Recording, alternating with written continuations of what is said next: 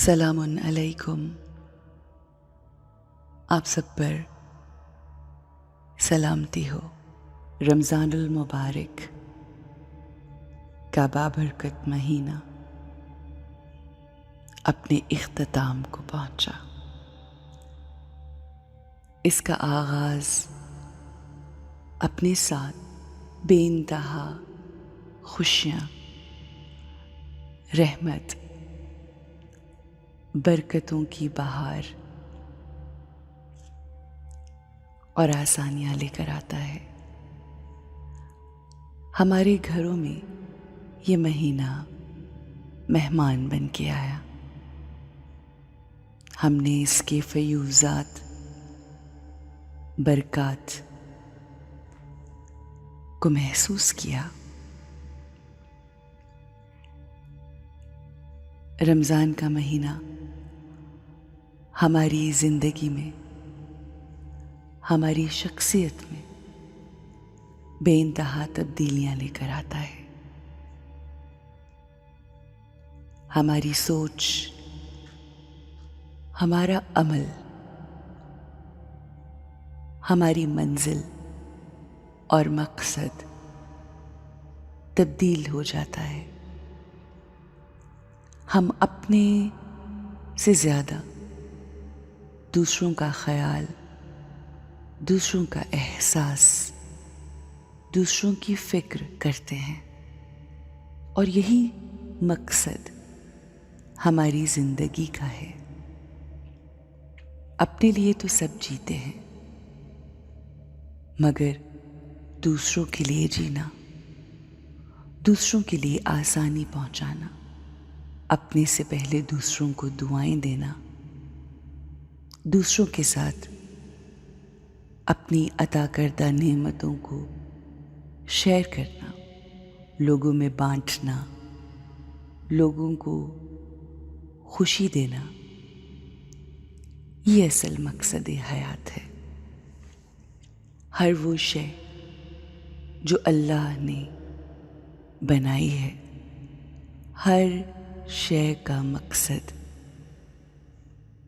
بانٹنا ہے.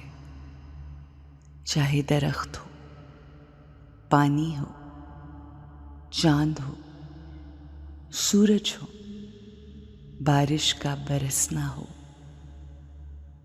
فصلوں کا اگنا ہو، پرندوں کا چہچہانا ہو، روشنی ہو، ہوا ہو،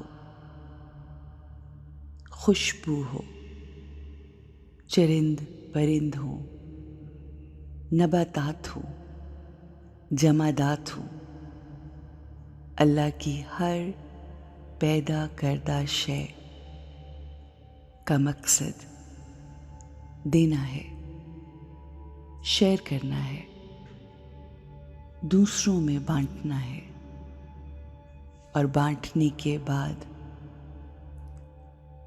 یہ ایکسپیکٹ نہیں کرنا کہ ہمیں بدلے میں کیا ملے گا.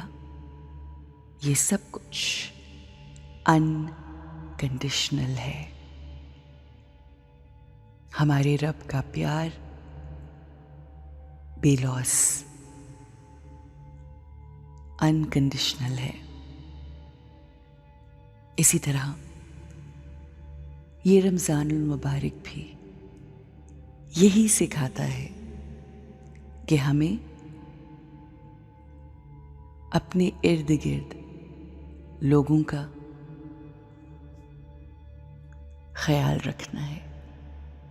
ہمارا وجود نور ہی نور ہو، رحمت ہی رحمت ہو، آسانی ہی آسانی ہو، خوشی ہی خوشی ہو، کیونکہ یہی تو ہماری روح کی کوالٹیز ہیں. ہمیں اپنے روح کے باغ کو زرخیز کرنا ہے. ہماری روح اور ہمارا جسم مل کر ہم بنتے ہیں. ہم اپنے نارمل دنوں میں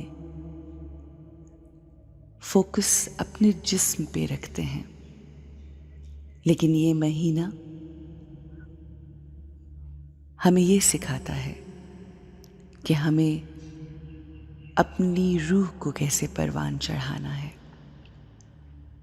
اپنے روح کے باغ کو کس طرح سے زرخیز کرتے ہوئے اس میں خوشی، سکون، آسانی، محبت کے پھول لگانے ہیں، کیونکہ باغ کا اصل تو پھولوں اور خوشبو ہی سے ہے۔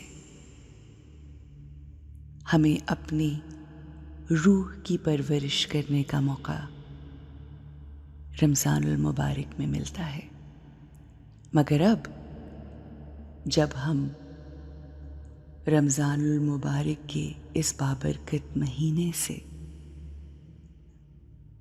بہت سی رحمتیں، برکتیں، فیوزات سمیٹ چکے ہیں، اپنی روح کے باغ کو خوبصورت پھولوں سے سجا چکے ہیں، تو اب پورا سال ان پھولوں کی خوشبو ہمارے ارد گرد مہکے گی۔ بس ہم نے ان پھولوں کا، اس خوشبو کا خیال رکھنا ہے۔ وہ تقویٰ جو مقصد رمضان ہے، اس کو اپنی زندگی میں شامل رکھتے ہوئے کانشیسلی زندگی گزارنی ہے کہ ہمارے ان لگائے ہوئے پھولوں کو کوئی توڑ نہ سکے، اور ان کی بھینی بھینی خوشبو ہمارے سول گارڈن سے ہمیں ملتی رہے، تقویت ملتی رہے۔ یہ مقصد ہونا چاہیے عید کے بعد ہر آنے والے دن کا۔ آپ سب کو بہت سی خوشیاں عطا ہوں، اور وہ روح جس کی پرورش ہم نے 30 دن کی، اس پرورش سے ہمیں اور ہمارے ارد گرد کے لوگوں کو آسانیاں، خوشیاں اور سکون ملے۔ بہترین زندگی آپ کی منتظر ہے۔ عید کے بعد آنے والا ہر دن آپ سب کے لیے خوبصورت، دلکش اور خوشگوار گزرے۔ آمین یا رب العالمین۔